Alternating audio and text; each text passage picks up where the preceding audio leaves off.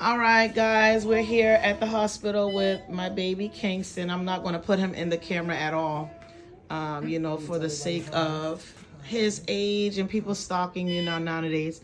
Um, Here's my daughter, Quinaya. You want to introduce yourself? Hi. Introduce yourself. Oh, what? Your name is? My name is Quinaya. And you're from? Charleston, Charleston what? South Carolina. Okay. And this is her friend Melly. Introduce yourself, okay? And I'm from Charleston, South Carolina. Alrighty. So let me ask you a question. You guys, in the footage, you're going to actually see me putting on the cell phone picture, the image with a cell phone, because I want to know in this generation, I know that all of us deal with the same thing, but our children, they stay on the phone 24/7. And I got my kids here on here because I want them to kind of explain to us why that is so. Y'all want to kind of explain why that is so? Because there's a lot of stuff to do on there. Really? A lot of stuff to do on Well, I there. don't always be on my phone. You don't? No, not when I'm at work. Not when you're at work. Okay. No. How about you? I'm not gonna sit here and lie. Okay. I always am on myself. Yeah, she is.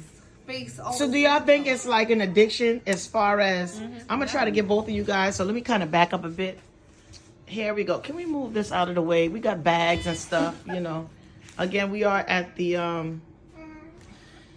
emergency room, you guys. Okay, do you guys think that it's an addiction? It's like an addiction like the lottery, would y'all say? Yeah, it is. It's like the lottery? So what could be done about that? Give a take. Say it's you talking about somebody else dealing with the addiction. How would you help it? Because if you're the person that's dealing with it, you're not gonna be able to see it because you're in the situation.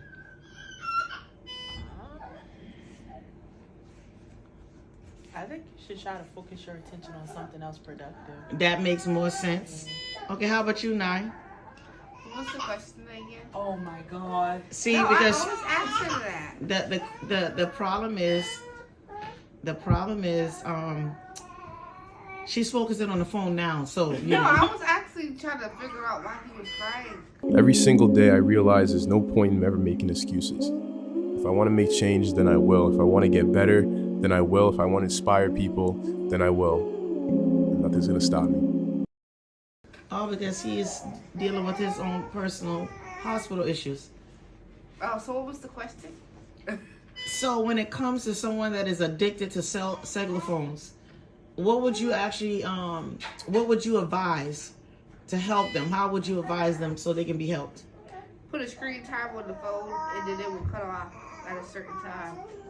Okay. All right, next thing.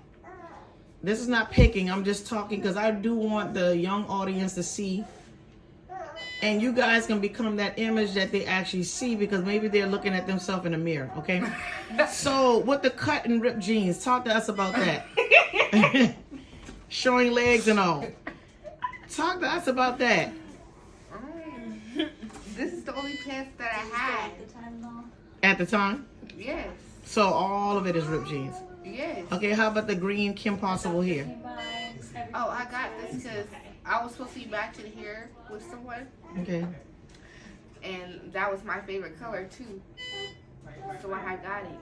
That's it. So the piercings in the nose is called what? Props. Because it's not real? Okay. All right. Do y'all have any questions that y'all want to ask?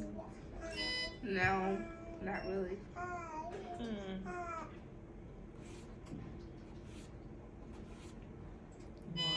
A good question would be, why do we question the appearance of youth in some adults? Why do we question it? Y'all want to know the answer to that? Because it looks stupid. Good answer. But not so much. I wouldn't say that.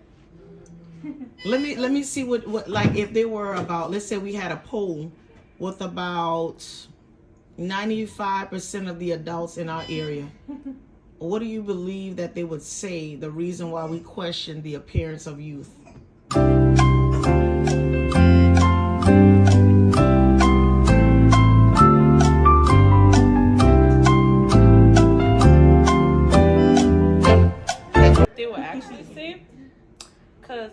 with youth now in these days, we follow the trends.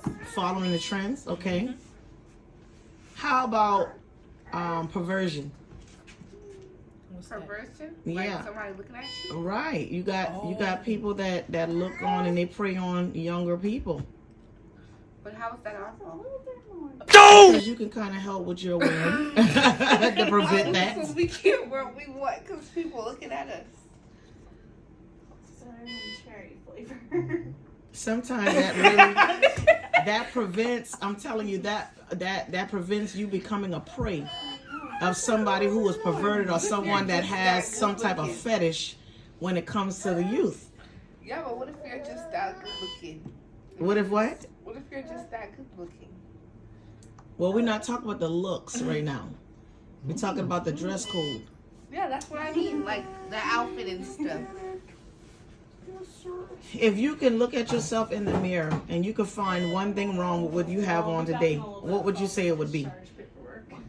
My shoes. The Crocs. You would say it's the Crocs and not the pants? Not the I mean, jeans? there's something wrong with hers, but there's nothing wrong with mine. How you gonna throw me out of the Because your holes are way bigger and open. But Guys, you can barely see skin. But the fact that you just said it, let's stick on that topic, skin. I think the only person that should be seeing you guys' skin is your husband. That's something that you would want to save for your husband, and I'm going to tell you why. You should never ever allow another male to have the opportunity to look at something that only your husband should see. Preach, preacher. And so you got to be searchable. You know, a lot of times, well, the Bible actually teaches us, it says that a man that findeth a wife, he findeth a good thing, and he obtained favor of the Lord. Come Right? on in So, here. In order for him to be finding, he has to look. He has to search. A lot of guys, they're not choosing women nowadays, and I would have to be honest. A lot of men are not choosing a lot of women in these days because they're not findable. They're not searchable. They're looking like everybody else. It's just like how Millie explained it. She said that when it comes to the poll of the 95% of the people are adults in our area, they will be questioning what the children wear because they're thinking that the children is following a what? Trend. Right? They're following a trend. Yeah. And so we got to be careful of what we put on, right? Right? And it's not because of a male, though. It should be because of self. I love myself more than a man can ever think to love me. So there's a certain way that I want to, how you say, put out my brand. Let's say, for instance, y'all have a brand, right? How would you sell your brand? How would you sell your brand? Would you sell your brand like this? Because sometimes people will say, oh no, let me go over here where the person looks more professional, right? Wouldn't y'all think that? Like if someone was at, let's say for instance, I'm just going to use something that is not so grand. Let's say hot dog stand. Let's say we're dealing with a hot dog stand. Let's say there was a man at the hot dog stand and his pants went all bust up and sagging and dropping all over the floor, and then let's say he has dreads. We're not stereotyping, but we're just using examples, right? Let's say he have dreads, or maybe he got hair that he just haven't cut and look like in 3 years. Don't even look like he even washed his hair. Would you want to eat hot dog from his stand, or would you go to the next stand with someone who is dressed professional, who has a nice maybe haircut, or even if they have dreads, they got their dreads twisted up really nice and their scalp looks conditioned? Wouldn't you go, and I'm trying to say it on y'all level, you know, but wouldn't you go to his stand versus the stand of somebody just, you know? But you girls are very beautiful. When I say beautiful, I'm talking about you girls are beautiful. Your skin tone is beautiful. Even let's say for instance, the hairstyle that you choose to wear, I believe that is beautiful. It just, you know, it doesn't have to be, well, like you said, it's nappy, but it's okay. You're still beautiful in your own way. And so when you look at things, don't look at a trend, look at yourself and say, you know, I'm peculiar. I'm unique. I'm better than that. I don't have to wear what everybody else is wearing, because what makes me stand out from the rest of the people? If I'm looking like everybody else, what makes me stand out? Have you ever asked yourself? Because, you know, I had to have a reality check within myself to say, why do I wear what I wear? Am I really comfortable wearing it? Or when I first put it on, was I comfortable? Because y'all know sometimes we can get like that. Like I can use, for example, Winnie, right? Little Winnie. Winnie never wanted to wear leggings because she felt like it was too tight for her skin. She didn't want her legs showing. But now, Winnie, she wants to wear leggings a lot. She wants to show the skin of the leg.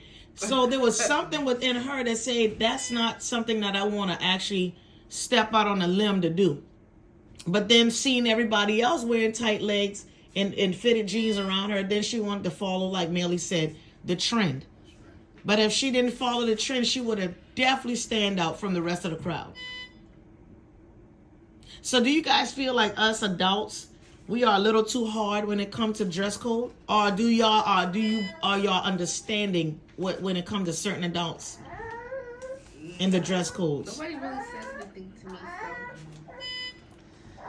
I understand adult perspective, but yeah, I don't think like they like say anything that much. Right. Yeah. Right. Because they'll look at you. I'm telling you, a lot of people are not like me. Because y'all know I'm up front, I'm honest. I'll say things that people wouldn't think to say, but in a more respectful and loving way.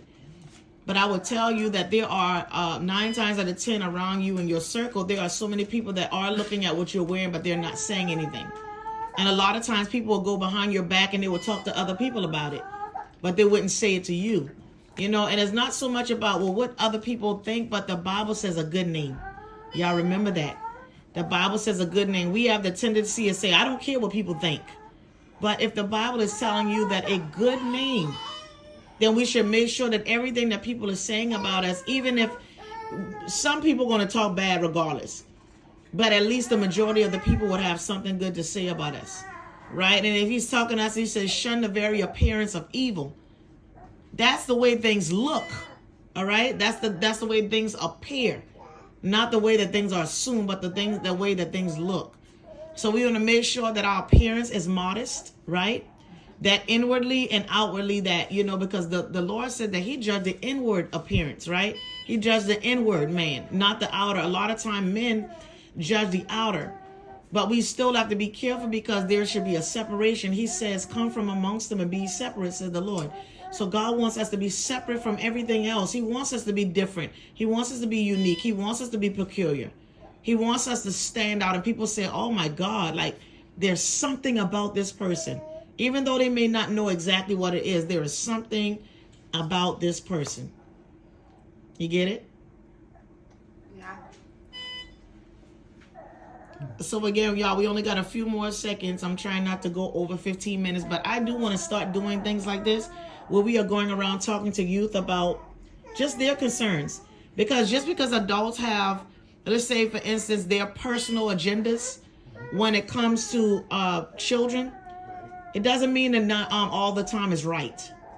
You know, and sometimes it's our approach when it comes to you guys. We can say things and it can really hurt you. Instead of coming to you and talking to you and just asking, you know, what's your concerns? Why do you believe that you should do this? Or, you know, it just takes time talking, because not everything calls for a parent have to yell and scream at their child to try to understand. Like for me, I might be an apostle. You know, my daughter has green hair in her hair. She has ripped jeans, but I'm not judging her, you know, because there was a time I used to do it, but I don't want my children going down the same path in the road that I went down. So what I would do is encourage them and say, listen, you know, as I got a little older and got more wiser and mature, I got mature, right? That's the word y'all use, mature, but mature. I found out that there are people that deals with fetishes. I found out that there are perverts, okay? People that's dealing with the spirit of perversion. And if I can help them, I would help myself just dress better in front of people, because it's not good. And the thing about it is, you got a lot of people out here lusting, but there's a lot of us that's causing their eyes to wonder. Just don't give them nothing to look at, you know? And so that's what I would encourage and say, well, that's what I learned along the way. And you don't ever want it to be where somebody taking advantage of you because of the way you were dressing. Some people take advantage and it's not even your fault. So you can't blame yourself for why people do that, right? Because a lot of children are hiding the fact that they've been molested or something has happened in secret and they're too afraid to tell an adult. Why? Because their parents scream all the time, their parents yelling all the time. They feel like the parents is never hearing them out. But I always want my children, I say to them all the time, you know, I can be friendly, but I'm not your friend. You know, I cannot be on that level with you, because when it's time to, you know, be serious, you wouldn't take it serious. And so, but I do let them know that, you know, I do love you guys. I love your friends just as I love you guys. And so when I see a certain thing, I'll pull them to the side and come on, let's talk. Let's talk about things that you guys may be too afraid to talk to adults about, or your parents about. Sometimes you got to seek out somebody else that's not your parents. Like Quinaya in her green hair. You know, she wants to be Kim Possible today.